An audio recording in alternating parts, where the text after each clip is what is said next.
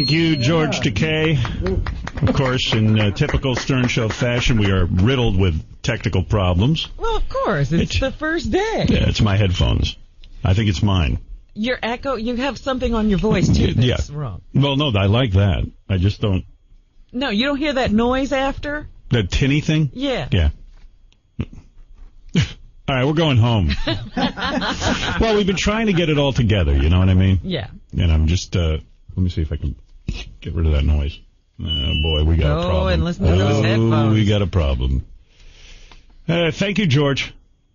One of our new innovations on the show is going to be to have an announcer. And George Takei is the man. George Takei is the voice of the Howard Stern Show. The new Howard Stern Show, the new and improved Howard Stern Show. Welcome to the world of censor-free, not terrestrial radio. Yeah. Satellite radio. Welcome to We had to go out of this world to find a censor-free zone. We went commercial-free today, which is great. The first day will be commercial-free. But I'm wondering, I think we got to take a break somewhere, even a musical break, and just fix all our technical problems. Yes. I think you should play Mountain Jam by the Allmans. Or Freebird or something. Live Freebird. Yeah. Let me just say that everybody is here. I'm here. Robin's here. Fred is here. I'm certainly here. Artie is here. I said that. Benji is even here. Yeah. And it's kind of weird to be starting a new show, even though you've been doing a show for 25 years. It's really weird because I'm walking out in the hall and everybody's congratulating me, wishing me luck, and I went, it's would like a convention out there. Yeah, I'm like, would everybody get the hell out of here? Good luck on your first show, like we've never done a show before. Oh, it's so aggravated. I can't even tell you how irritated I am. My biggest issue was finding a new deli. How are you doing? Not good. There's nothing open around here. Oh, really? I got to go to my old deli now to get a goddamn muffin. Do you want my breakfast? No, that's all right. What do you got, egg whites over there? Yeah. That's all right. You're not eating your breakfast? No, I ate breakfast at home. Don't ask. I went to bed around 10 o'clock last night, getting ready for the new show. First of all, I was here I got here yesterday about 3:30. Oh, you were here yesterday? Yeah, because I wanted to work out the equipment and figure out stuff. And, so I came in here and we had a little meeting. And I was nervous about George Takei coming in and not having the things written down for him to say. Uh-huh. George, I wanted you to be all comfortable. Oh, I'm very comfortable here. He's sitting right next to me. Yeah, and well, what's better than that? Yeah. And George will be here live all week as our announcer, and for the big press conference today, he will be handling the press conference. I will not talk directly to the press. George will call on each press member to speak. He's like the press secretary. Yeah, George is going to go. Yes, George will go, hey, Howard, it is Penny Chrome from Howard 100 News to speak with you. Penny, you have one question and one follow-up. Go ahead. And then when they ask the question, George will repeat the question. For everybody to hear? Yeah, it'll be great. Oh, I'm going to be beaming. I say we let George wing it. Now, unlike Stuttering John, who is the announcer for The Tonight Show, right. George is here live. He can do it live? He can be the live announcer. John has to record his announcing. So we trust George to actually speak live on the channel. That is very dangerous. You want to try and do some announcing? Anything can happen. Anybody want to hear George do some announcing right now? Sure. All right, wait. Fred has musical beds. Oh, man. You know what I'm going to do? After George does some announcing, you got to fix we got to fix this. Yeah, because honestly, my mic is all crazy. Yeah, we've been trying. After we thought we had it worked out. Yeah. I changed my mic last night, and I like the way this sounds. It's just if we got to get rid of the squealing in the headphones. That's what's throwing everything off. Okay. All right, Fred, cue the announcer. A couple of days ago, Sirius made the announcement that they went over the 3.3 million mark in subscribers. Oh, damn. You know what I'm going to do? Why don't I play a song so we get rid of the sound that's whistling? Are you really annoyed by it? Honestly, Howard, you might have to. Yeah, it is. It's distracting. Right. In that case, wait, let me use this new computer system, and I can actually pull up a song. Because listen to this. Oh, my goodness. Yeah. You are making more noise than you ever have. I know. Well, you didn't expect it to go right, did you? You can't move a muzzle. All right. We've got no commercials today, so don't worry. We'll figure out this little problem, this technical problem, and then every newspaper in the country can write. Within the first 9 minutes, they broke for problem. He was looking for commercials. Right. But, this is what happens when you have all brand new equipment. The studio is absolutely gorgeous, though. Yeah. You have to say that. All right, give me the name of a song. I can look it up right on the computer. We have access to every single song in the Sirius library. Anything by Kelly Clarkson. No, Hey Jude or something. Do you want to give me a song that's relevant for a first show, like Last DJ by Tom Petty? Or Woo! Who's that? That's you. No, it might have been Gary. On what? I don't know. On your mic? No, it's not in. It's only you. It's only me? You know, I was looking through the Sirius library last night because they have a lot of people come up here and perform live. You want Ben Folds 5 doing a song called Bitches Ain't Shit, which is, I think, a Tupac song? No. What does that have to do with We're going to start with a Tupac? Because it's dirty stuff. Give me the name of the song. How about that Bob Marley song, the Freedom song? No, no one wants to hear that. Get up, stand up. That's bad. George, you got a favorite song? Oh, yeah, many. Oh. La Reine La Blanche. What do you want to hear? Give me your favorite song. What about A Sentimental Journey, Going Back in Time? All right, George, come here. George, you see that thing over there? It's called a robo-spanker. I'm going to throw you right on. Sentimental Journey. You have to ask him for a favorite. I'm going to take a sentimental journey. Hey, Jude. Come on, George. Yeah, just sing it yourself. Sing to yourself. What about something by the Beatles? Yeah, because you love the Beatles. Hey, Jude. Hey Jude. All right, Gary, give me a song, quick. I don't know. What about The Last DJ? That's Tom Petty, so you can look that up pretty quick. What's it called? The Last DJ? Yeah, but The Last DJ. All right.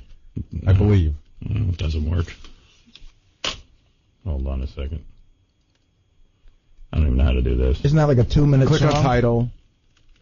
We better get a long song. Yeah, that's what we need. We need a long tune. That's why I said Freebird. Right. Hey, well, Jude. live Freebird, I think, is 12 minutes. Yeah. We can break in at any time if we finish. Last? Did you write the last? Oh, is it the? Yeah. Oh, you got to be literal? I think so. The? You should have just put in Tom Last. Petty. Did you get it, Fred? The last I was looking for Sentimental Journey. Oh, no. But I The Last DJ.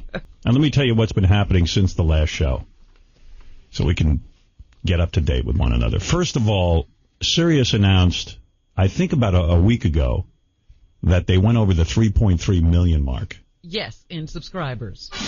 Which is awesome for us because it means like our fans are actually signing up. They miss us. They want to experiment with this new technology, and I couldn't be more thrilled about it. Because, you know, it seems to me every step of my career, they're always saying that we're going to fail, or that I'm a screwball, and that our audience isn't going to be loyal. And it's already proven that the whole show is paying for itself. And to me, that takes tons of pressure off of our shoulders. You know what I mean? Despite this first day stuff and all this crap, we have enough subscribers to take all the pressure off our shoulders. We've brought in, conservatively, at least 2 million people so far. Mm-hmm. Now, I was told last night that yesterday there were more activations than on Christmas morning. And there were 180,000 activations on Christmas morning that you couldn't even get activated yesterday. You had to wait 9 hours on hold, which, by the way, I'm not thrilled about. I mean, they got to get that crap together. But well, again, I think, the system wasn't designed to take on that many people at one time. Yeah. But there seemed to be also a rush on machines right this weekend, so everybody could be ready for Monday morning. Yeah, and guys, the new phone system is completely blank, unless there's nobody calling us. So I can't see a thing, just so you know. So that was like the good news, you know. It's really just gratifying to know that everybody is joining in. And you hear that? Yeah, what's that? I hear somebody talking. But it's George Bush. It's George Bush. Yeah, he's Fred, bombing us. What is that, Fred? Everything on my board is down. Okay. So it can't be my stuff. I think it's my computer. We got to get rid of it. So, you know, that to me took a lot of pressure off us, the fact that we just have everybody signing up and coming over with us. And, you know, it's just great. What can I say? And I really do think that this is the future of radio. Not just our show, but what's going on here at Sirius. Every time I walk around here and I see the energy that's going into this place and the amount of money they're putting into programming and the music and all that stuff is just way cool. And I'm proud to be a part of it. And I don't feel... I kind of had, like, weird regrets after the last show. Yeah. Like there's... I've never looked back and said, oh, I made a dumb decision coming to satellite radio. I've never felt that way. But what was weird is walking away from terrestrial radio, where we built up 25 years, or 25 years of an audience. Mm-hmm. And that's the weird part for me. Like, we built something up, and the next morning when I woke up, when I got up from, the day after, we had that whole big rally and the party at the Hard Rock Cafe. 17th, then. Yeah, and there were thousands of people who came out and saw us. I woke up and I was, like, really pissed at myself. First thing I was pissed off at was that I didn't do a good job on the last show. This is where I criticize myself. I give myself a D- for the last show. I should have stuck to my game plan. I've told you this in private, Robin. Yeah. The game plan was... from 8 o'clock to 10 o'clock, you would hear what was going on outside. And at the last minute, I changed my game plan. And what I did was I started cutting back to the studio. Yes. Where we were. And I ended up missing half the speeches. Like, I missed my sister's speech, my parents' speech, and all of this kind of stuff. So I figured on our first show, I would go back and play the speeches I missed. Mm-hmm. Then Viacom started sending letters to Yahoo, because Yahoo taped the whole thing, and it was out on the street. And in my feeling, anybody who taped it, any news organization, could use anything they wanted. Right, you could use somebody else's sound, right? But now it's all screwed up, and they're saying to me, don't play the last day, don't play the speeches. And I've yet to hear my mother and father's speech and my sister's speech. Yeah, we all missed it. I mean, unless you were on the street, you didn't hear it. Yeah, so I'm giving myself a D- for the last show. I mean, I really, really screwed it up. In a big way, in my own way. And I know a lot of people wrote me and said they had a good time listening to the show and it was very emotional and all that, but I think it would have been so much better. But I don't know, I just kind of like wigged out on the last show. I was thinking that we could cut back and forth. Yeah, that's what I thought you had planned to do. When a speech was going on, you'd go to the outdoor mics and take the speech. Well, I was kind of relying on Scott the engineer to tape the speeches and get them back up to me, and they didn't get up to me. So the whole plan got screwy. So if I had just left the outside microphones on and we listened to it, it would have been a good last show. So I just was like beating myself up the next morning, and then it kind of hit me, wow, I'll never plunk down the button again and reach 18 to 20 million people. And then I said, well, that's a defeatist attitude. How do you know? You won't do it on your first day, yeah. No. But we've got about 3 million people probably listening today, which is that's a bigger audience than the WB has. Big deal. That's certainly a bigger audience than a lot of cable channels, and, people start crowing when they get 2 million people on cable. I'm crowing. Nice. So I'm really thrilled to at least see that people are signing up. Our fans are coming with us. And, that's all that mattered to me. And isn't this a great friggin' environment? If you've just become a new subscriber and you just start tuning around the dial, even when we suck, you got to be saying to yourself, "This is fucking great. This is great." Oh, all right. Now let me talk about that. Yes, let me talk about that. Could you address that? I don't even know how that just happened. I made a rule. I have a personal rule. You're the only one who keeps breaking it. I have a personal rule that I'm not going to curse. right. And then you came in and announced to everybody else, let's not curse. Now, is that a show rule or a personal rule? You see, but cursing, like asshole, is not a curse word to me. Right. What are curse words? Okay, can I say something? And let me clarify something, by the way, because this thing got passed around. The other day on the air, I said it was kind of hot that Martha Stewart's daughter was kind of cunty. And, by the way, I don't consider that a curse word. What? Every gay hairdresser in America says cunty. Well, and not everybody goes to gay hairdressers and hears that. Oh, where would you not go to a gay hairdresser? But to me, that's not is that a curse word, George? Well, it is descriptive of something, isn't it? George Takei, our new announcer, who yes. I could just do a whole show with. Absolutely. Yeah. It's wonderful that Well, you're here. how would you describe that other than, a cunt? Yeah, I mean, when is it not a curse? Well, I suppose you could say vagina, pussy. She's a little vagina. What else could you say?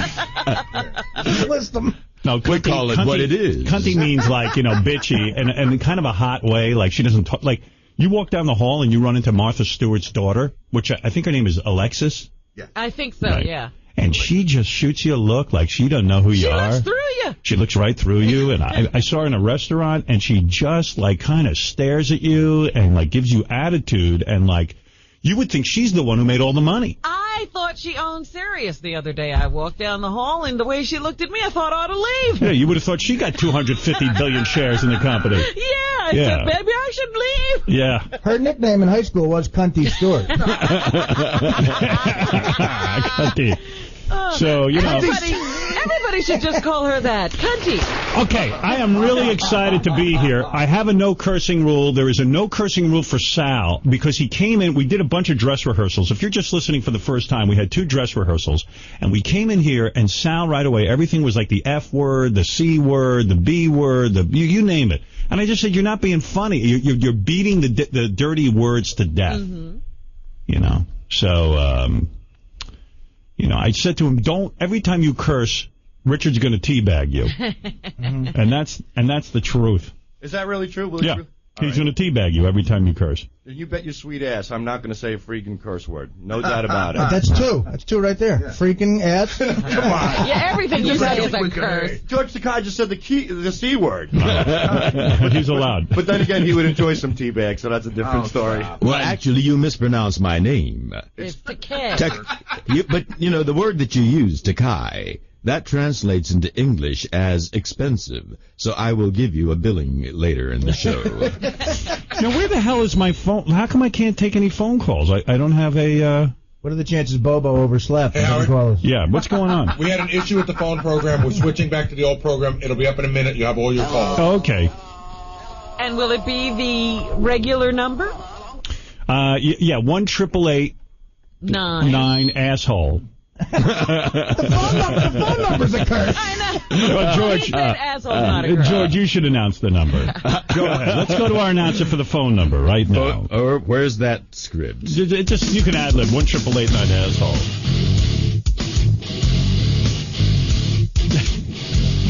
Call us now.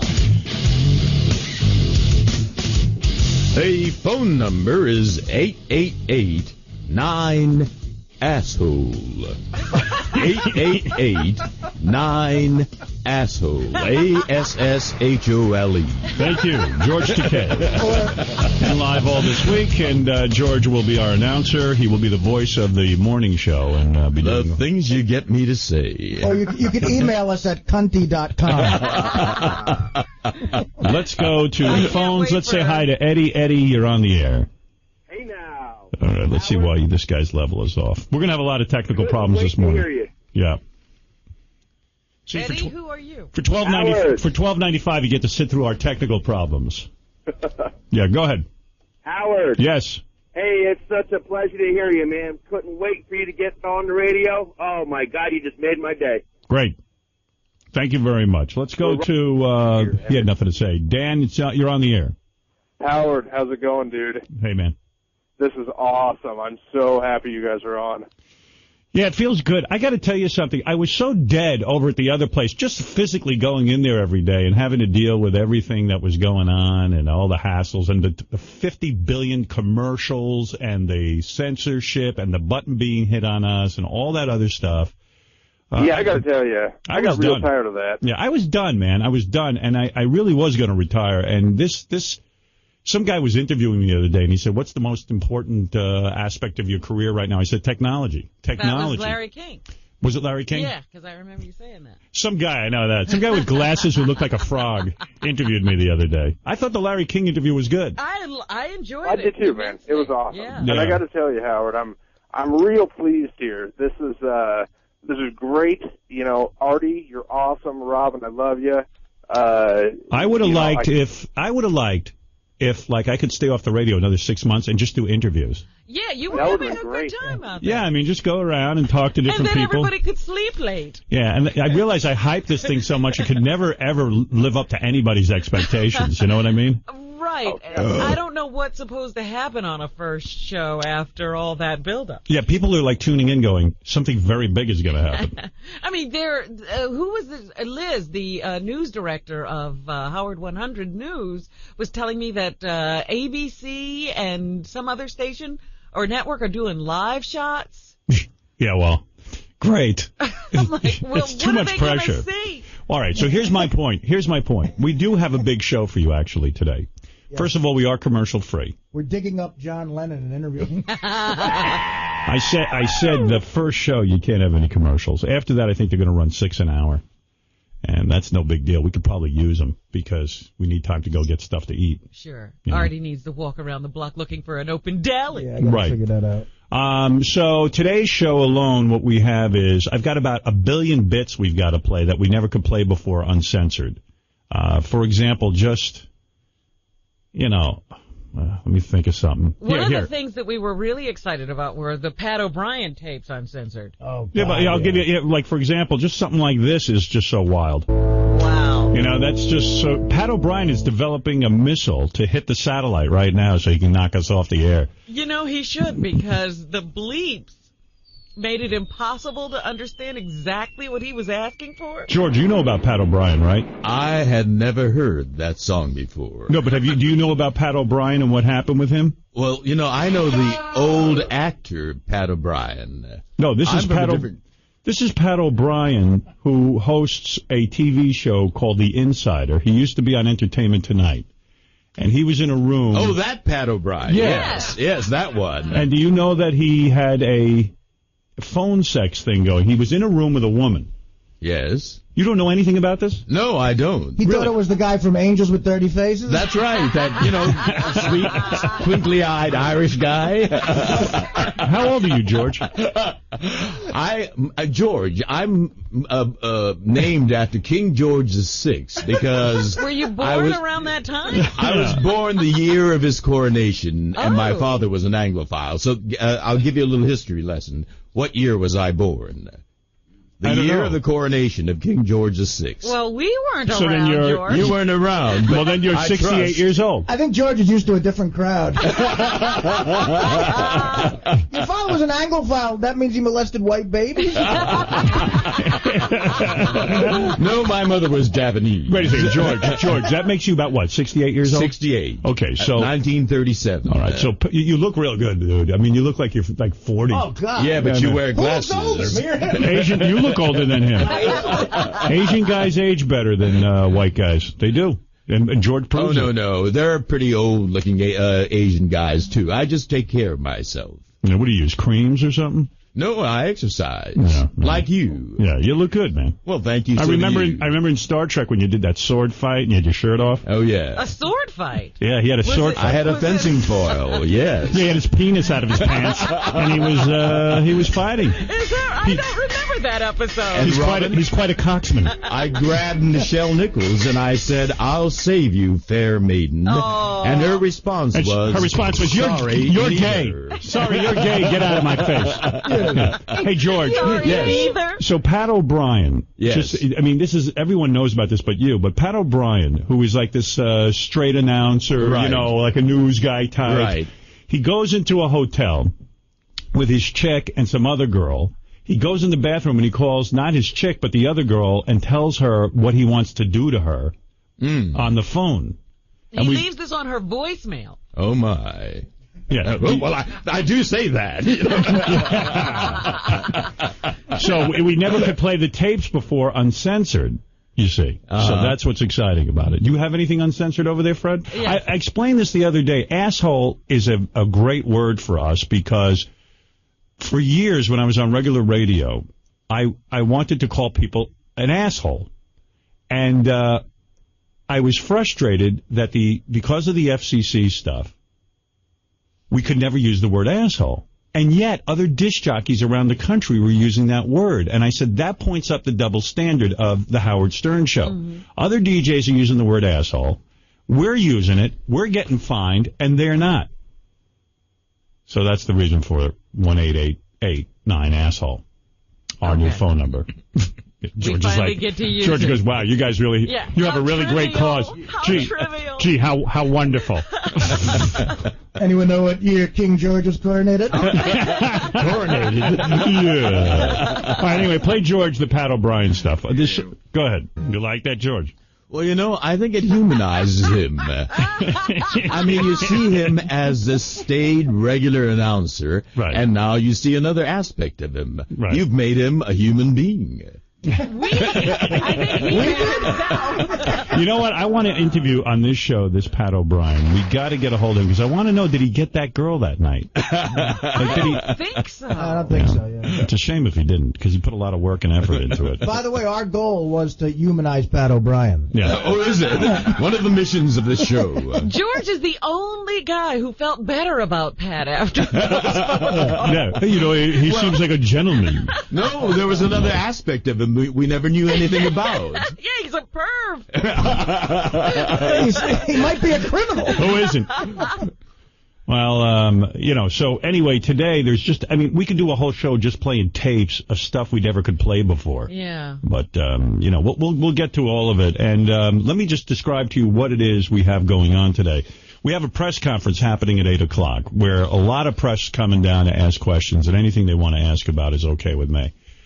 And after this press conference, I'm going to stop doing press for a while. The only thing I have left to do, the only commitment, is Charlie Rose show, which is... And nobody will see that. No one will see that. I don't even think anyone saw Larry King, because Larry King was on against Dancing with the Stars. Ooh. And that's why I miss Dancing with the Stars. Yeah, that's great. Because I saw the results show. I was like, where was the first show? Who got booted off? Because I didn't see the results show. That guy you didn't know. Everybody else stayed. Which guy? There was a guy with sort Master of mixed P? gray hair. No, and it was like a spiked haircut. Sports guy. Yeah, I didn't know who he was. Yeah, I hated him. Not Jerry Rice. No, Jerry Rice was good. Jerry Rice was good. He kind of knew what was happening. God, I love that dance show. Kenny Mayne? Kenny Mayne is Yeah, the name? that's the guy who got booted off. How about that chick, Lisa? I said, why bother to learn his name? How about that chick, Lisa Rennie? Renna. Yeah. What's she shooting into her lips so that they almost look like two slabs of roast beef? She's always had those big lips. No, but she's done something to them. Super big? They're like two balloons on her They're face. like labias. Yeah. I don't know who she is. Labia never get that big. I mean, don't labias get swollen, George? Yeah. I would know. Labia not your thing. They get kind of cunty. No, seriously, it looks like two big roast beef flaps. Well, they do look like they're painful. Yeah. Because they're red and swollen, yeah. Yeah. Hey, George, you ever been with a woman? Of course I have. Oh, I didn't know that. How is it? Kind of stinky, right? Ugh. How dare you? Why don't you leave some for us to Kai? Jesus. Is that what happened? You were with a woman? Were you really? How many times were you with a woman? I don't even know. Well, I've been with a few. This was in the early days when, there's that wanting to be with the mainstream. Yeah. The early days before... You tried to go straight. The early days before sucking cock was accepted. Was your first a man or a woman? Your first? The first was a man. A man, yeah. Oh, really? How'd that happen? An older one. Oh, was how old were you? Was that in that Japanese internment camp? No. It was, as a matter of fact, at a Boy Scout camp. A Boy Scout? I knew it was a mistake. It was the Scoutmaster? I knew. No, it was one of the counselors. Told him how to put his dick in a Windsor knot. Wait a second. Wait, George, you're telling me you were a little boy. Not a little boy. I was early teens. I was 14. Yeah, that's horrible. You know what? That's what probably sort of made you gay, was putting you in the Boy Scouts at 14. You're supposed to be out of that by then. You know what I mean? Were you still in that little uniform? Yeah, I mean, you should Well, have been actually, 14. it was at a summer camp. Yeah. Uh-huh. And, those showers were outdoors. Oh. And The trap is set. You little tease. You must have been hot. He got a merit badge in Palacio. Oh. But George, so in other words, the counselor seduced you. Well, it was kind of a two-way thing. You like Although, it was my first time. Yeah, he was gorgeous. He was blonde. Yeah. And, maybe from my vantage point, the forearm hair and the leg hair. Is that a glistening turn-on? in the sun. Oh. Artie, show George your leg hair. How do you feel about back hair? I'll turn you on the chicks real quick. Oh, my. What Boy Scout could refuse some arm hair and some Beaujolais? I knew it was a mistake making George our announcer live for the week because I'm totally That's right. We'll be right fascinated. there talking to George all week. Yeah. By the way, George is appearing in Equus. Oh, no. It's closed already. That's why I'm here. Oh, good. Yeah, when he's here. But George is going to be the voice of our show. Yeah. So, all the different things we tape, and he's got such a great classic voice, and, you're huge fans. Classic voice, is it? Yeah. And you have great enunciation. That's what we love the most. Yeah. A lot of gay guys, you enunciate. I know some pretty inarticulate gay guys, too. Like a lot of guys whose minds aren't clouded by pussy. Trying to make up the whole word. I can't enunciate because I'm thinking about his pussy. I could have paid attention to school if it wasn't for pussy. If it wasn't for pussy, Have you seen... You haven't seen Brokeback Mountain, then, yet? Have you seen it? Inarticulate. Have you seen it, George? Yes, I have. Isn't it wonderful? It's brilliant. It's brilliant. And there was a... Yes. There was an op-ed piece in the New York Times, I think, written by a woman that said, "At last, we, the women, don't have to do the emotional heavy lifting." What is it, Gary? It's funny because I was reading the Larry David piece in the New York Times that said there's no fucking way he's going to see that movie. Yeah, I know. Did you see that? Yeah. But I think Artie helped him write it. But it's weird. Artie said he was going to go see it this weekend. I think I'd watch it on DVD at home. It's a great It is a brilliant film. Hey, you got to hear this. Last night, I was so excited. I was here at Sirius getting ready for the first show and all this stuff, So, Vinny Favali sent over. He had a copy of the new Woody Allen movie, which I hear is nothing like a Woody Allen movie. You don't feel his heavy-handedness on this movie. It's supposed to be really great. It is a spine-tingling thriller. Yeah, and Vinny, oh, thank you. You know what? Just keep him here the rest of his life. Don't let him ever leave. George, I love you. Honest to God, I love you. It's mutual. Thank you. Anyway, I said it'll be great. George will announce a couple of times, and it'll be quiet.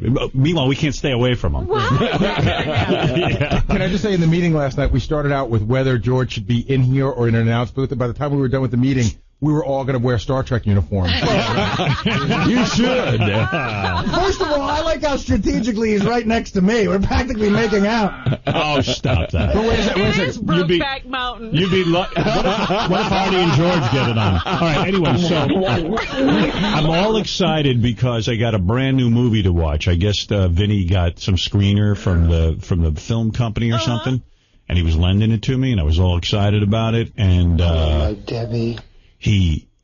I put it in the DVD player, and I'm laying in bed. I'm so excited because, the idea that you can watch a first-run movie in bed is pretty... You're not at the movie theater. Yeah, it makes you feel like you're important, So I put it in, and it's Abbott and Costello. Every Abbott and Costello television show. Are you serious? I love those. Yeah, me too. But I'm like, I want to see the Woody Allen thing. Right. What did Vinny do? So I called him. I said, Vinny, what did you do? He goes, oh, I'm sorry. I rip and burn so many different things that I must have put that in, and then I switched boxes. He must have ripped and burned an Abbott and Costello thing. Rip and burn. Whatever that means. Yeah, I wonder who he was giving the Abbott and Costello to. I don't know, but I was just so pissed, Yeah. Then I was going to watch Abbott and Costello, and Beth doesn't want to watch Abbott and Costello, so I ended up watching Celebrity Weight Loss Club. Fit Club. Celebrity Fit Club. So you watch Jeff Conaway? Yeah, the guy's a mess. Because I have clips in there if you want. Oh, that's great. What does he look like? I just read that he was in it, and I was like, boy, he was a good-looking guy. Yeah, the one who's great is Kelly LeBrock is a big fat animal. She's 170. gorgeous. Yeah, she was gorgeous. She weighed in at about 185. She's 170. Good Lord. 170. What's that? She got on the scale. What's she? Hey, I'll tell you what. I'd rather do a guy than do her at this point. I'm telling you right now, George. She was the woman in red. I had no idea. What, Artie? George said, "Good Lord." She was saying. Somebody was putting. You remember she used to do that commercial, "Don't hate me because I'm beautiful." Well, she was saying on last week's show that everybody remembers the woman in red, and they showed the scene of the air blowing up her skirt, and she's like, "I'm not the woman in red anymore." I'm like, "No shit." Don't like me because I'm enormously fat. So Yeah. if you want, I have clips of that. Yeah. Or if you want to hear, the TV stations have already started doing play-by-play of us this morning. Oh, really? really? Oh, where do you got that? I put What it are in. the I reports put it so in. far? Well, just tell me the name of the It's page. in pink. See that one in pink down at the bottom? Yeah. Oh, okay, cool. All right, I got it. Let's hear this.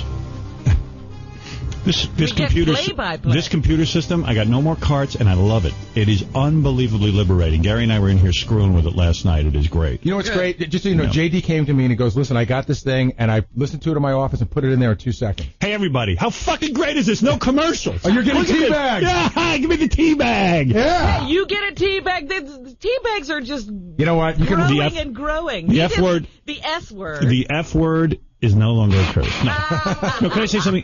I really do not want to curse. No, I got you. You But know, because whatever. it gets old real fast, right, George? It gets boring. Right, thank you. A lot like pussy. It gets boring. Wait a second. Before I play the TV clip, though, you got to finish your story. So you're at the Cub Scout thing, the Boy Scout thing. You're in the shower. Because Artie wants to know the rest. Because Artie's Oh. just about finishing. I thought we'd moved on. Yeah, I did too. No, but I mean, like Yeah, back to the story. you're nude in the shower. Yeah, back to where the guy fucked you. Take it easy. We don't know that's what happened. Artie's getting teabagged 9 times. I got a feeling that's what happened, Ruff. Well, wait a second, George. Seriously, what happened? Do you mind telling us the rest of the story? Like it seems you were very young, and the counselor he took was advantage so of it. blonde. He took me back to the cabin, Yes. and gonna die. he showed me a few things. And it was an incredible feeling. Oh, what I feeling. felt a volcano inside me that started to erupt. A volcano of jizz. No wonder. In other words, you shot all over his face. Right. Well, good for you, George. Hey, that's very romantic. Mount St. Jizzins. But George, Artie That gets was a uncomfortable. camp. Artie's homophobic. Big time. Big time. Oh, you are. I am not. You are too. All right, whatever. Why do you keep trying to move closer I'm not to phobic Howard? to heterosexuals. There's two types of guys. There's gay guys and homophobic guys. I got news for you. But George, Why is it that you're homophobic? There's guys who don't mind getting fucked in the ass and guys who are scared to death of it. Well, I'm no, the latter. we're not interested in you. Right. You're Yeah. clearly attractive. You are absolutely and totally uninterested. George, is in that Artie? vein, George, yeah. is Artie the most disgusting guy you ever saw? Well, obviously, some women will find him very interesting, you know. Right. Yeah, And but you take have a an look to your interesting left. personality. What? But, you know, unless it's mutual, unless the hormones are attracted to each other, You wouldn't want him it doesn't anyway. happen. Like Yeah. you don't want George. You don't want Brad Pitt because he's not gay. That's right. Right. Okay. Hey, George. But what? But there are gorgeous men who are. But George, you're the announcer of the show. We don't have to get into your history, but just one more thing. Yes, we do. Thank you, please. Yeah. The first woman you made love to. Yes. How old were you when you did that? I was in my late teens. Late teens. Yes. And Again, I was attracted to her hairy arms. No. What I was knew it her for about quite her? some time. Uh-huh. She was very nice. She was warm. And I wanted to see whether I could find another aspect of myself. there is a great. But I really liked her. There's I a great really- thing going on. George is so warm. He's looking at Artie as he's explaining this, trying and to Artie reach will out, not look yes. at George. I think he's actually, I'm a big fan of his. Wait a No, minute. I love think, people. I love people. I love George. We're very... And the I sexual think thing is Artie- not the Artie would be attracted to you. See, he can't look at you. Yeah. That's what he fears. Yeah, Attraction. The secret gay thing. I get it. George, no volcanoes erupting with Artie? He looks like a volcano himself. He's a big guy. Listen, so George, just to get off this. You know what? Just for that, I'm going to fuck you. No, but I wouldn't enjoy that, and I wouldn't allow that. Oh, I'm sorry. That's called rape, It's not that attitude. That's you rape. have the wrong attitude. He's so angry. That's rape. That's I'm rape. not angry. I'm not angry at all. The Giants lost 23-0. That was some game. Oh, wow. What Some happened game. I didn't there? watch a I mean, second of it. Yes, watched do it. move on. Yeah. Okay, let's move on. We'll find Can I out. get this straight? I love George Takei. Come on. Takei. No, he likes me to be expensive. Right. It's George Takei. All right, so NBC Television has already done like a play-by-play report of how we're doing this morning. All right, let's see. Howard, you should know, by the way, 6th Avenue, Yeah. all the satellite trucks are out there, TV satellite. It looks like there's like the biggest news in the world going on. Yeah, George, at the press conference, you're in charge of introducing us and then, of course, getting the questions from the various reporters. We will relaying boldly them go there. to us, yes. You find me sexually attractive at all? Who? You? Yeah. Who's the hottest guy in here? Honestly, Here? yeah. Let me look around.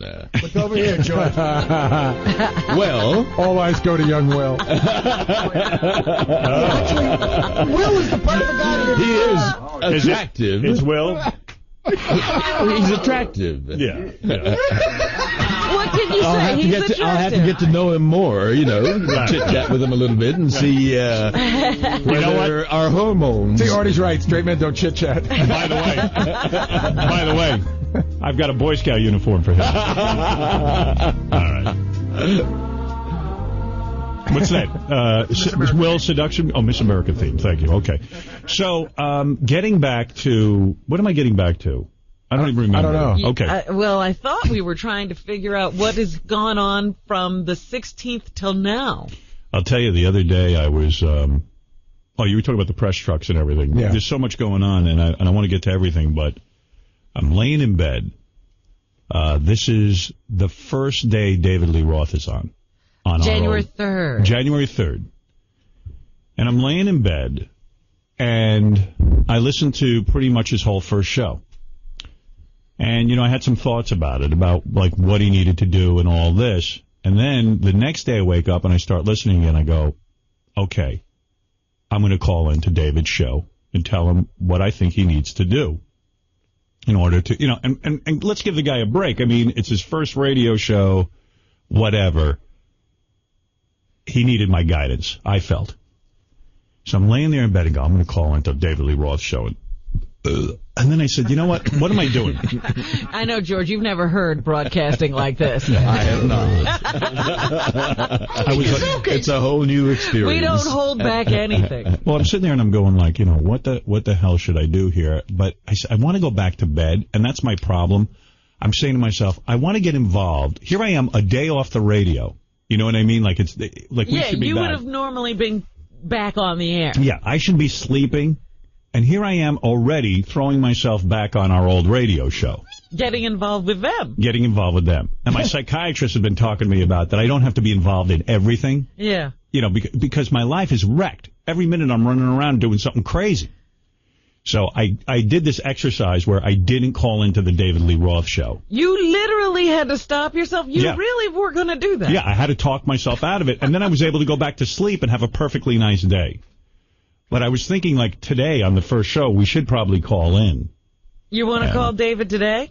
Why don't we call him and I'll tell him what I think he needs to do in order to be successful. If he wants to hear it. You want me to get him on the line?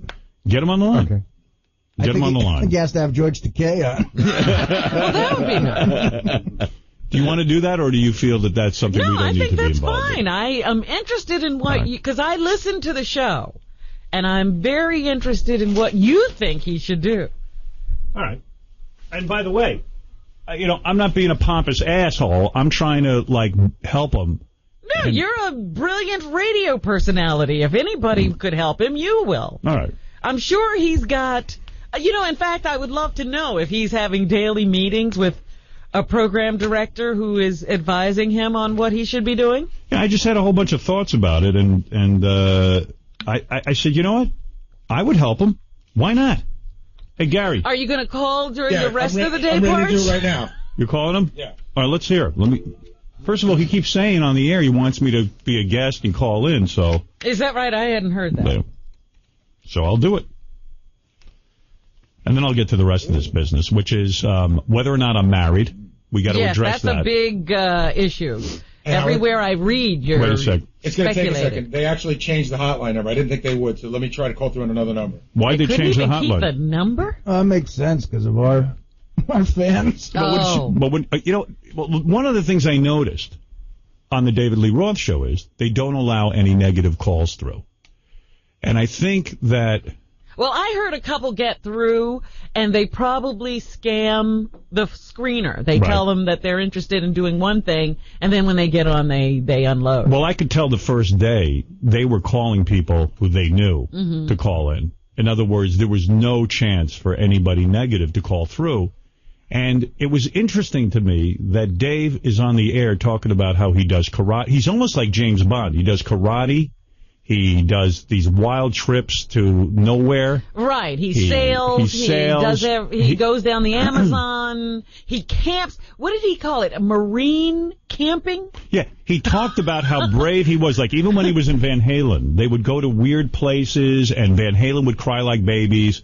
And he wants to, he's the guy, he's the adventurer. He'll canoe, he'll do karate, he flies a helicopter, he flies a plane. He's an EMT. He talks about the calls he goes on. He talks about everything but being in Van Halen. Right. Which is really what you'd want to hear about. So, I would say to him, if you're that brave, and I don't mean it as a criticism, I'm going to say to him, confront the negative phone calls. Because A, it would be interesting, and B, you're the brave guy. You're James Bond. You've been everywhere. You've been marine camping, whatever that is. Because Dave said on the first show, and I've only heard the first show, and I only heard the first 5 minutes of the second show, and then I was done. I had a life to live. I had to leave.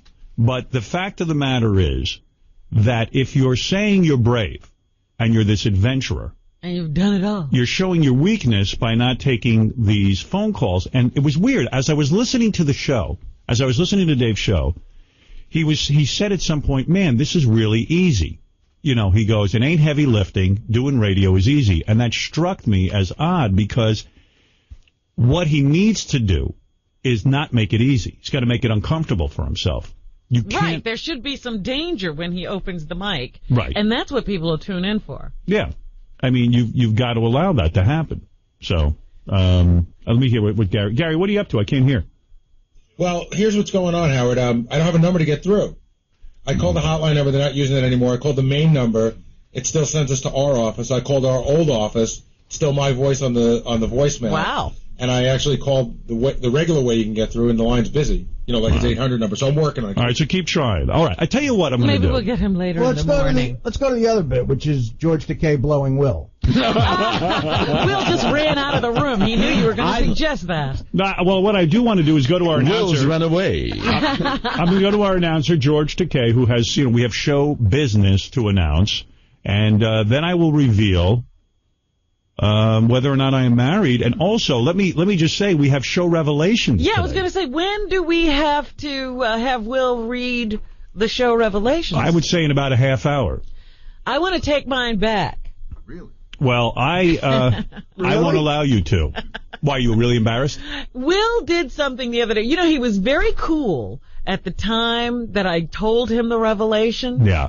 And he was like, wow. And then he was like, okay. And for days, he didn't have, he didn't look at me funny. Mm-hmm. He didn't do anything. And then about a week ago, we were in here to do a run-through or a meeting or something, and something about the revelations came up, and somebody said something, and I said, I wish that was my revelation. He says, yeah, you sure do. Wow. Like, oh, my God, wait till I tell what you said.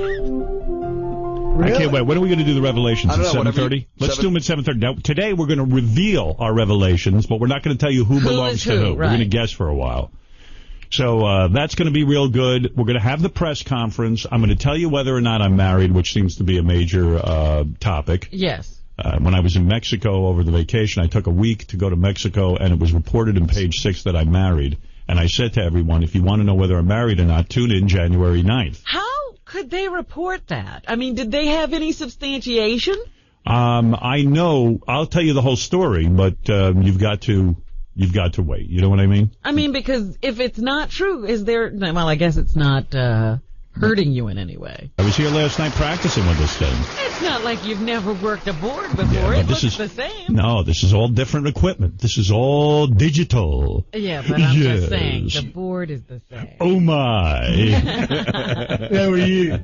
I think if I really tried, I could get George.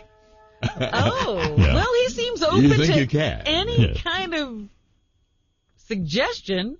I mean, he would pursue a conversation, shall we say. Absolutely. I'm open to everybody. I'll take you down to the homo room and play penis ping pong with you. I think any hairy guy... Hormone. And the word is hormone. Yes. Whether the hormones are attracted to each other. All right, let's say hi to Harry. Harry, you're on the air, and welcome to the brand new Howard Stern Show on Howard 100, Howard 101. By the way, this afternoon... Let me say, what is happening now? We're on both stations? Right now we're on both stations because Howard 101 has it's working on West Coast time. This is all confusing, but our Howard 100 is running on East Coast time. The schedule for the day, there is now going to be at 11 o'clock a wrap-up show where the guys come on, they discuss with the fans what went on behind the scenes today, so everything going on out in the hall will be discussed by Gary, John Hine. John Hine now works here full-time. You're kidding. He quit his other job? Quit his other job. He's going to be working here. I wondered if that was going to happen. Yeah, I don't know if he quit his other job or what. I don't know what's going on with his other job. I don't think he could do both. Who knows? This isn't that rough. If he's going to be here at this time, I think he'd have to be at his day job. Yeah, I don't know what he used to do. What was he? He had like a big deal job doing some sort of, I think he was a librarian or something. I think he was like customer service, that person you call. He did such a great job with Superfan Roundtable yes, he did. He'll be doing the after show. I think he owned a nail salon, someone's telling me. Yes. So that's going to be happening at 11 o'clock at noon. Live Howard 100 News. For those of you who have just signed on to Sirius, you've not heard. Oh, my God. The news is incredible. The news is incredible. It's all things in our universe. Everything that you'd want to know about the show, about our fans, about the people, the whole cast.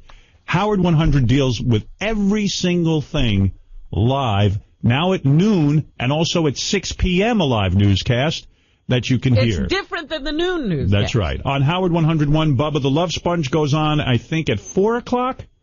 And tonight at 9 o'clock on Howard 100, there's a replay of this show. And the Bubba show is played on replay on Howard 101. So there's lots of programming content already. I can't wait to hear Bubba. After having met him and listened to some of his bits, he's a good guy. I'm interested to hear what an entire show will be. Give him a chance. A lot of people have said, well, we're not going to listen to that because, we're not familiar with him. Give him a chance. Bubba's a good guy, and he got fired by Clear Channel, and I think he deserves a shot. The guy's been without a job for 2 years. He was untouchable in the radio industry. Clear Channel wrecked his reputation.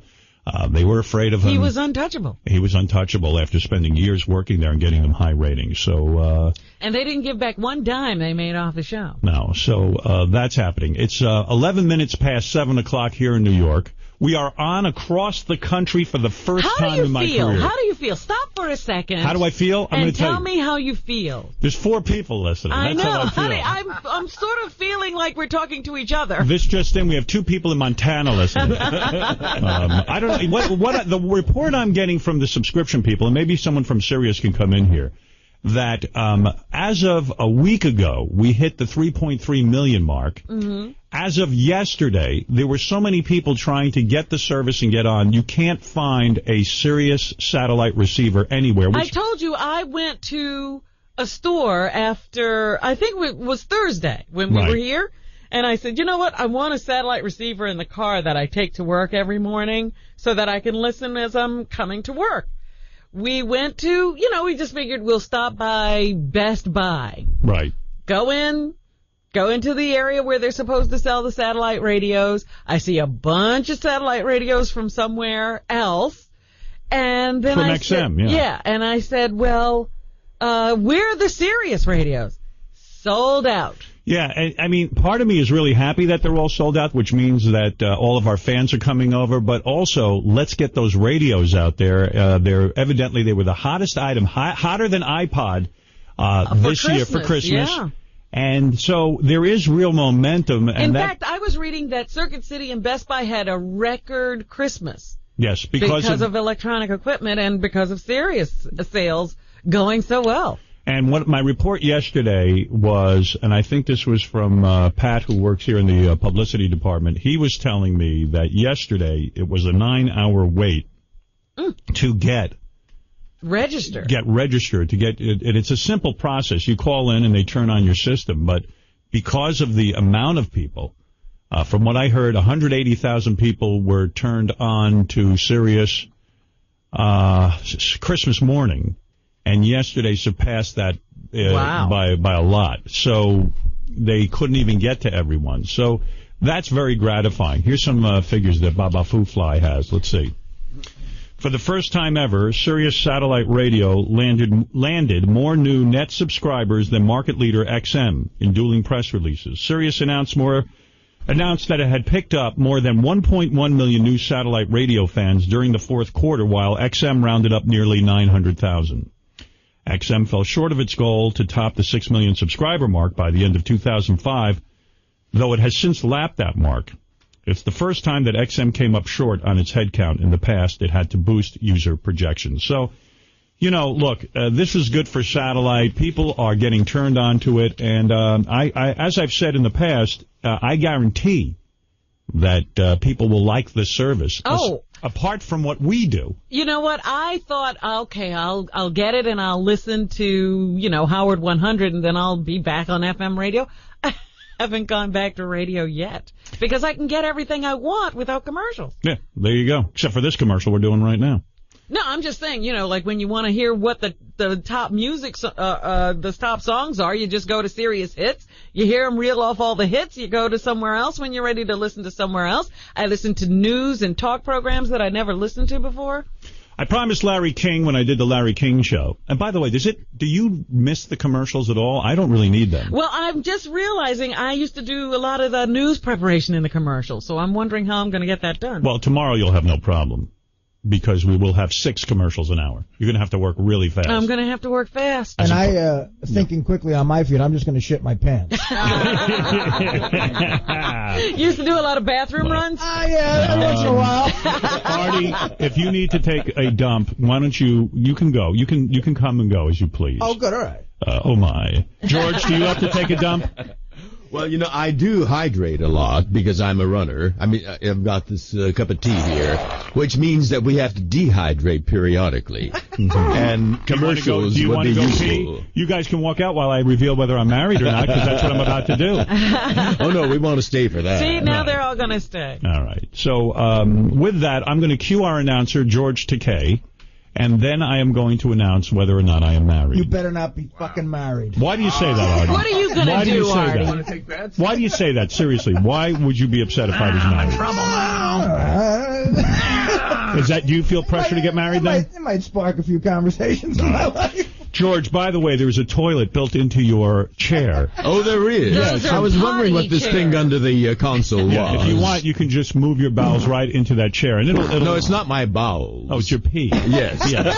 I said dehydrate. Yes, I understand. I was just trying to be funny. You just don't know which end. Maybe don't get involved with him. Can I ask you a question? Are you just, every gay man that I've ever interviewed, and I've interviewed quite a few. Yes. Every gay man, when they talk about their sexuality, says they only perform oral and have oral performed on them. They're always the top. No one ever says they enjoy anal sex. And I'm asking you, and as a voyeur, do you enjoy anal sex, or do you not go to that place?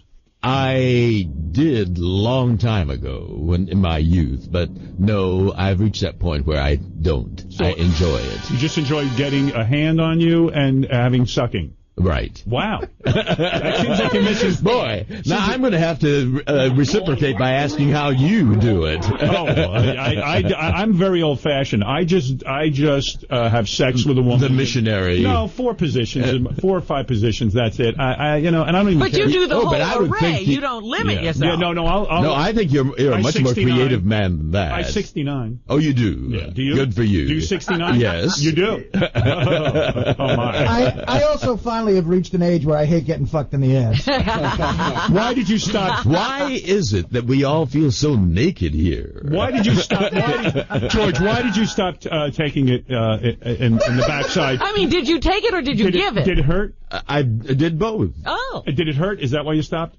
Well, there's a little bit of pleasurable pain. It's that ecstatic pain. But then you get to a point where, the pain overwhelms ecstasy. Oh, really? Oh. Well, all right. That's more than I You know what? I guess anal is a young man's game. It is. I think it is. Yeah. Young Will over there. He might be gay. Right. Will is in his Poor Will, prime. you get picked on, don't you? That's what you get for looking so George, cute. Hey, George, if I make you uncomfortable, but I really am curious. You do not make me uncomfortable. Right, but stop if I do.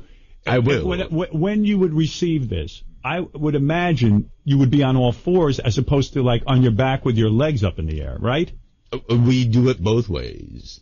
See, that's what I learned watching Queer as Folk, that sometimes they would be in the missionary position. What do you think of that, That's right. You do a lot of research, don't you, Robin? I think, good for you. It's a broadening thing. It is. I think what he's saying is Will is in prime ass fucking age. Will looks ready. All right, so now it's time to announce whether or not I'm married. First, I'm going to go to our musical cue, and then, of course, George Takei will do live announcing all week, and he will then become the voice of our morning show, and you'll hear him on various elements of the show. And I'm honored to have you as a part of the show, George. Well, I'm honored to be here. Yeah, he's a former Star Trek guy, of course, which is important to us. He's also got a brilliant delivery and voice that we all love. Well, George has been a part of the show involuntarily for years. Yes, on the other side of the mic. Yes. I've boldly ventured onto this side of the mic now. Right. And I must say, it's great fun. Good. Black Wang. Oh, dear. Holy jeez, to be ambushed by my past like that. One of my neighbors in Denver is a lengthy black teenager. No, I did not say that. That was fabricated by you guys using my audio. All right, let's take a phone call real quick. Jared, you're on the air. Hey, what's up, Howard? Hey, brother. Congratulations, man. Thank you. It's great to be here. We waited a year for this day, and it's just great to be here. Oh yeah, I've been on Sirius for over a year now, and as soon as you announced your channels were being set and everything, I set it right on my presets on the Sirius radio. Thank you. It's exciting for us. I've been actually listening to your show for probably about 2 years now. For a while, I didn't have a radio in my car, so there's nothing I could do. Then I got a job working in East Long Meadow, Mass. at Arnold's Meats, and Sir, your whole history is fascinating. I can't believe you got a job. I don't really care about that, but All right. Well, thank you, and thanks for joining us on our premiere show. All right, let's go to. For our first bulletin, Vice President Dick Cheney has been taken to the hospital. He probably heard our opening show. Can't believe the amount of foul language and dirty words. Howard Stern is free. Hi. Hey, I'm really bummed about this, and I couldn't bring it on Mike to bring you into the process, but David Lee Roth is passing on our request to talk with him. Really? Why is he passing on the request? I don't know. I mean, I spoke to his producer. Does he think I would be mean to him? I said, I told him that I spoke to his producer. My guess is I spoke to the producer. He's the one who's been calling for me to sit on his couch and be there. It took him about 10 minutes to get back to me. I'm going to guess the producer took it to the general manager, Tom, where they molded over and decided But if David Lee Roth wants to be free FM, I got you. And he's calling for me to be on his show, why would he then decline me on his show? He must not be sincere. I sort of wonder if the request ever made it to David. You mean I feel it went from producer to general manager, and maybe David didn't even get the option. I would think it would be outrageous to have me call in and have that interchange. It would be the only place you could get Howard Stern on terrestrial radio. I think they're afraid that I would be promoting my first morning. That's not what my intention was. My intention was to call in because he's been asking for me and saying that he would have me as a guest. I called him, and I was going to tell him my thoughts about his show. And here's what I would have said to David Lee Roth had they taken my phone call. I would have said, first of all, this will comfort you. any radio show on terrestrial radio, because I see they're bashing him pretty heavy in the newspapers. Yeah, it got bad reviews. They're having a countdown to when he'll be gone and all this other stuff. And the thing is with radio, that any radio show takes a year to 18 months before it will reflect audience participation, good or bad. And that he's got to have time to develop the show. And then I would have gone on to say, I heard your first show, and you had on your Uncle Manny, and it was horrible. Now, he has a sidekick. I don't know the guy's name. He's a British guy, and there's also a black guy. Well, the British guy is his head of security. No, the black guy's his head of security. Okay, so the British guy is, I know that Scott the engineer told me he had to teach the British guy some of the technical, it technical. sounds like he's running the board or yeah, something. something like that. Okay. So the British guy, David goes on his second show, hey, how'd you like my Uncle Manny? The British guy goes, oh, Dave, he was the greatest. Now, I would have said to Dave, if he had taken my phone call, I would have said, what is it, Scott? We don't care. It's fine. Stay out of here. Really. Uncle Fester just walked in the room. Right, George? Yes. Okay. Would you fuck that guy in the ass? No. All right. So anyway. Anyone with 250,000? He led you for 250,000, yeah. Right. So I would have said, Dave, you're making your sidekick, your right-hand man there, be a sycophant. You're making him suck your balls on the air. Why don't you let him answer honestly? Did you really like Uncle Manny? It would have been more interesting for the sidekick to go, Dave, I think you went on too long with your Uncle Manny. It was self-indulgent, and it went on too long for a first show. But is that guy a radio guy? Would he know? Maybe he would, but I would say I would have challenged Dave to give him a lie detector test on the air to see if he really liked Uncle Manny. Well, the other aspect, which would be great you got radio. a lot of ideas. I had a lot of ideas to produce the David Lee Roth show. Now wait a second. You would have taken? Would you have taken a call? Right, like you said, it appears they're only taking positive calls. A caller would have called and said, Uncle Manny sucked, and then he could have answered that by saying, well, I think. He could have debated. It would have been good. And that's the point. David spent the entire first show talking about what an outdoorsman he is. He flies planes. He described the lifestyle of James Bond. He studies 7 different languages. He's an international raconteur. He is an EMT worker. I mean, when you heard his resume, you'd say he's James Bond, except James Bond would not be afraid to take a negative phone call. And James Bond would talk about the women he's been with. And right. Any of his experiences. Well, I'll give you an example. The first show, woman calls in, and she says, Dave, I want to ask you a question, but I don't know if you're going to, He goes, listen, this is reality radio. You can ask whatever you want, and you will get answers. She goes, okay. We've heard that you've been with women your whole life, but no one's seen these women, no one's heard of these women, no one knows anything about these women. Tell us, who are you with right now? And his answer was, hey, man, I'm not going to tell you about anything with women because that will ruin any relationship. Just ask Nick Lachey and Jessica Simpson. Now, I would have said to him in this phone call, you've got to come clean. If you're going to be reality radio, if that's the tact you're going to take, I mean, you could be like Rush Limbaugh and not deal with your personal life. In fact, lie about it, and call drug addicts horrible things and then be one yourself. Right. You can take that route. But I would have said to him on this phone call just now, I would have said, listen, sit down in the same lie detector and tell us whether or not you're a homosexual. Now, I don't know that he's a homosexual or not. Maybe, George, you've got some kind of gaydar going. But, do you have gaydar? But, or sometimes it's wrong. That would be interesting because I'm sitting there going, wait, a guy doesn't want to talk about any women he's ever been with. And I'm not accusing him of being gay. I have no idea what his sexuality is. But it might have been provocative to actually put your ass on the line and answer the question. Mm-hmm. So this is what I would have said to him, and I would have wished him luck. And I would have said that these are just some thoughts I had about the first show. I heard Dave say that this is easy doing radio, that it's not heavy lifting, and I would have suggested to him that it's heavy emotional lifting. You've got to pull away the veil. You got to give of yourself. That's right. Okay, so we didn't get to make the call to David Lee Roth. He won't accept the call. Here's Captain Jenks, who says he's called over on the David Lee Roth show. And what happened? And what happened to you, Captain Jenks? And good morning. Good morning, Howard. Welcome to Sirius Satellite Radio. Thank you. And by the way, to our engineering department, the callers need to be louder. Yeah. Okay, go ahead. Well, anyhow, I didn't call the David Lee Roth show. I turned it on a little while the other day, and to be quite honest with you, Howard, your sound checks last week were better than his entire show. Well, I'm not here to put the... I understand. I don't compete with terrestrial radio anymore. It is so over. We are Right. so past that. We have our own universe now, and it will morph and change, and we will just grow, and it's going to be great. Oh, it is going to be great. But what happened was Tom Chiasano called me at home to ask me if I was making prank phone calls to David Lee Roth, and I wasn't. Why would he do that? I don't know, but I swore to him that I wasn't.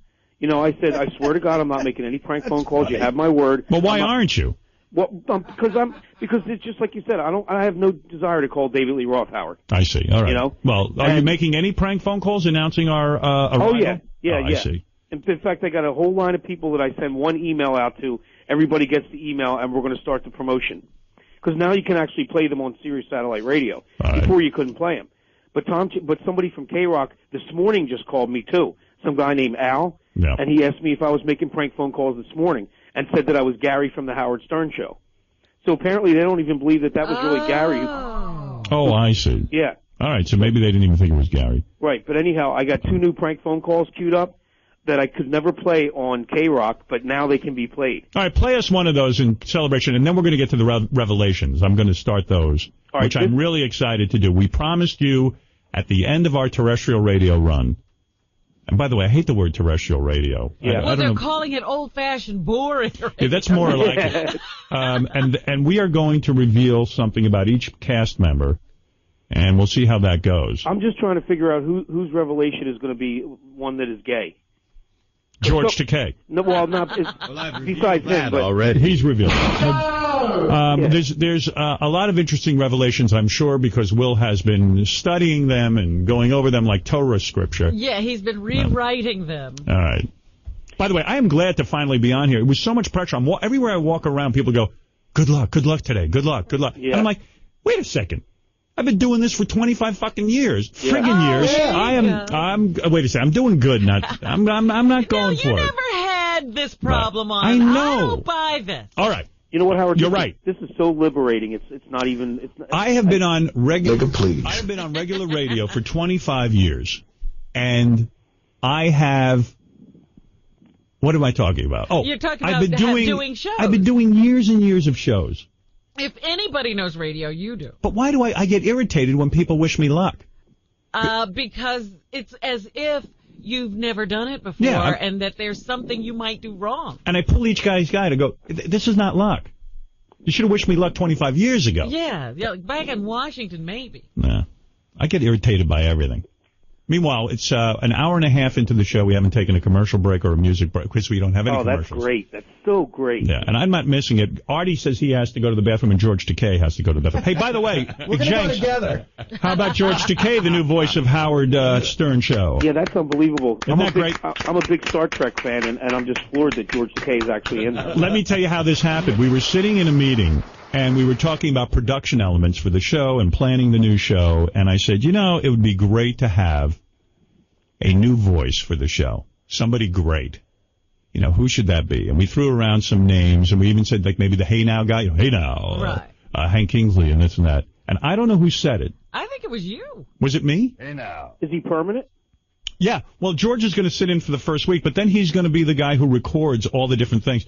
And we were joking. We said we wanted, this is the God's honest truth. We said, we want to get Saddam Hussein. Right. Because we thought, how great would it be that Saddam Hussein was the new voice of that? That would drive subscriptions through the roof. You got to get Shatner in this week. The tension between those two has got to be great. Yeah, we have to have Shatner come in. Let me tell you about when I funked the Scoutmaster. You have Takei working there now? That's sickening me. Yeah, imagine if William Shatner comes in, he gets jealous that, Howard, George is getting all of this attention. You're on CNN right now, Howard. Am I? Yeah. Right now, you're actually played for you. Go ahead. It's amazing. Soledad? Oh, yeah. Nice work if you can get it, right, Carol? The report's over, actually. No, I'm talking about how much money I get and all that. Yeah. Right, yeah. I've heard every day I hear new money. I haven't seen one paycheck. I'm telling you, every day I hear a new figure. This is not a paycheck that they're reporting on now. This is stocks. Stocks. You're a multi-millionaire. No, I'm Mel Karmazin's boss.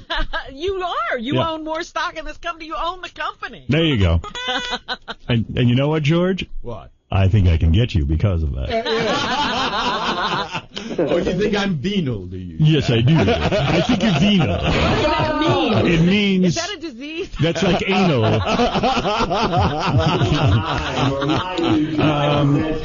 But anyway, it would be really funny if, like, William Shatner came in, Artie, and... He's venal. Imagine he came in and he goes, hey... I'm not doing the show. He starts screaming that he has homosexual experiences with Cub Scouts because he wants to compete. He has to one up the homosexual story. My scoutmaster fist fucked me. Yeah. And, maybe he wouldn't recognize him because he says he never met George. He doesn't know the man. All right. Anyway, so Jenks, I stopped taking it in the ass. Yeah. Jenks, quickly play your tape so I can get to whether I'm married or not, and then we get to the revelations and we get to the press conference. I don't know if you're married or not, but I thought this was suspicious. Beth bought a G4 over the radio. Let's go to Hope. Hi, Hope. Wait a minute. What are you revealing? I'm revealing right now. I'm letting Hope say hello first, though. I don't know how I can follow that one. Yeah. I called to give you one line, very simple. For the first time in years, I had difficulty getting out of my car and getting back in the house so I wouldn't miss any of your show. It's exciting today. It really is. It's a great triumph for us. And, it's a growth thing. We have these two channels, and God, we could do anything we want with them. And congratulations, and I'm glad to be back with you on this other side. Thank you. I've been listening to you since I was in high school back DC 101 days. Yeah, who could have predicted back then that here we would end up at something called satellite radio. Something that didn't exist at that time. Yeah, it's wild. Exactly. Well, congratulations to all of you, and I look forward to lots of excitement. Well, you might as well congratulate me. I am a married man again. What? And, yep. What? I'm a married man. Wait a minute. Hold it. I think you owe me $1 million. Why do you say that? Because if we can't go back to the K-Rock tapes. That's right. But there was a time when you said you would never get married again that I bet you would, and you told me you bet me $1 million that you never would. All right, so you're claiming I owe you $1 million. Let me go around the room and get everyone's reaction. I'm going to go to Artie next. You really did it. I'm a married man. Artie, what do you want to say about my marriage? You were officially single for about a year and a half, and that's not officially. It was 6 months, and that's the 6 months I fucking missed. Gary, just explain to me. Yeah. Explain to me. Could you explain to me for 6 years why you didn't need to be married? Okay. So explain to me. No. Can I go back to me prenup or not? That I was right. Wait, I'm on my turn. Prenup or not? Why That's my question. We'll He's get to got to that. have a prenup. Wait, here's Ralph. He wants to chime in. Ralph, stand right by there and get a microphone. You're lying, right? Seriously, are you telling the truth? I told you I'm married. What do you want to say, Ralph? You're not. Yeah, you're not. You're not. Why are you saying I'm not? I don't believe Why would he lie now? So far, Robin says I owe her $1 million. You say I'm not married. Artie says that... Prenup or not? I'll answer that question in a minute. Explain to me the reasons why you needed to be married when you spent 6 years telling me why you don't need to. Go away and sneak off and get married like that. Yeah, right. Why, Fred did it when he went to the beach. Fred and you. It's a lot easier that way. George Takei, what do you think of this announcement that I'm married? I think it's great. You are affirming the very principle of marriage. And, you had a choice, and you took it. And we are advocating for gay and lesbians to have the same choice that you have. Yeah, I'm for that, sure. Right. Yeah, we're all for that. But they're trying to... This show is for that. If a gay guy wants to give $1 billion away, that's fine. See, let's go to Sal, who I can't find how to get to him. He's going to cry. Let's see, here's a podium. Go ahead. What do you want to say? Why? What do you want to say? Say congratulations. I want to say, you know what? Beth's a great girl. Congratulations. I think it's great. And call me in 6 months when she stops sucking your dick. There he goes. All right. So here's what I've gotten. Robin wants $1 million. Well, I wouldn't take it, but you got to say I was right. Ralph doesn't believe me. I'm with Ralph. Gary Delabate says, why would I get married after I told him I shouldn't? I told me not to. A week ago you said you would never get married again. Artie says, oh my... Go ahead. Let me. I was joking around before, but if I can just What the hell is that? What was that? Hey now. Hey now. If I could just reveal a little bit about what goes on behind the scenes here. This is why it's such a big surprise to me. Your mic sounds like crap. Yeah. I don't know. Something must have happened just now with that noise. I smell something burning. That's my head if It's it's going to blow true. up because of your Right. news. That's my ass for George. I see. Let's go to You Jeff. said to me, Yeah. when I told you I was going away, Yeah. right? Yes. You said to me, please don't get engaged. You said that to me. Really? Yeah, I'm not buying it. I don't buy it. Hey, Howard, wait. Here's why I don't believe it. Two reasons. One, you and Beth are having a great time, so why would you fuck it up by getting married? And two, you did it once already. See, why do you have to use the F word? I don't understand it. Because it just came out. No, but you know how to control that. It just came out. Anyway. Everybody with the F word. No, Well, this one requires it almost. Oh, okay, all right, Yeah, go ahead. shocking. And now I forgot my other point. Why would you mess it up? Why would you mess it up? Let's go to Jeff the and drunk. you did it once already, and you have the same mindset as I say. So what makes you think you're going to do it right this Here's time? a Howard Stern quote. Howard Stern quote. I got it in my head. I did it once and I didn't get it right. You still told Dave Letterman this 2 months ago. That's right. I did it once and I didn't get it right. Yeah, what's Why would that I do all it about? again? Jeff the drunk, you're on the air. I think you are married, Howard. Well, I just told you I was. I know. You're not taking it back? I thought you were married when I first heard the rumors, so I even told Marianne that you were. All right, let's go to... Are you going to finally turn to me and say, Robin, you were absolutely right? Jimmy, you're on the air. Hey, Howard, He's what's not up, going to man? say it. Hello? I don't have to talk to you. Jimmy, this is Satellite. You're the only one who said you would do it. Yeah, Jimmy, you're on the air. Hey, what's up, Howard? Hey. Hey, man, I love your show, man. I went out and got my second series yesterday just so I could have it in my work truck. Great. And I just want to say, man, you saying you married is shocking the shit out of me. That's crazy. I thought that was a publicity stunt. Artie, what's up, Artie? How you doing, man? All right, so hey, now... I met you out in front of the Hard Rock, man. Remember me? I was trying to get you to try that. All right, who wants to hear that? Enough of that. All right, so... We've got business on the table. Now, what? Now, I want to say Yes. that I am not married. Of course. How dare you? Yeah. Why did you do that? I'll tell you why I did it. I wanted to see the reaction around this room. Who was happy for me and who was not. Well, we'd all be happy for you. That's not the point. Robin, Well, you had a choice. Robin and you took it. No, I'm not married. All right, George. now tell me what you learned. Wait, let me explain something to George because I don't think he's up to par here. Oh. George. Yes. I'm not married. All right. And you chose not to get married. And let me tell you Well, what I happened. don't think he had whatever. All right, I lied again. I'm married now again. Now, here's what happened. What did you learn? Here's what happened. I was on vacation for a week. I took one lousy week away. And Richard Johnson of Page 6 wrote that I was married, that I got married. And I happen to know how this started. The place I was staying at is called Pamilla in Mexico. And while I was there, I ran into someone that Beth knows, actually, and the guy said, hey, we came over here. We heard there was a wedding on the beach, and everyone's saying you guys got married. So there was evidently a wedding on the beach. Had nothing to do with us. And then I saw this in the paper, that we were married. And I said to Beth, we got to keep this going because, hey, people will tune in to see if we're married. And then I'm sitting at home on my computer, and Sal writes me a note, and he goes, I don't care if you're married or not, but you've got to go on the air and say you're married. Let's see what people say. Oh. So, is it fair to say that Artie was ready to kill himself? Yes, Artie was devastated. Somehow that meant that Artie had to get married. Will Artie be the last one? I guess you're his argument for not getting married. Ralph is absolutely right. Beth and I are on a roll. This is what I call the all-time great roll. I am in love. She appears to be in love. She can All right, pull George? that off. You know what I'm saying? Yes, like you and yes. the Boy Scout leader. And I got to tell you something. It's a nice feeling that we get along great. There's really no reason that we feel if we got married it would enhance the experience any.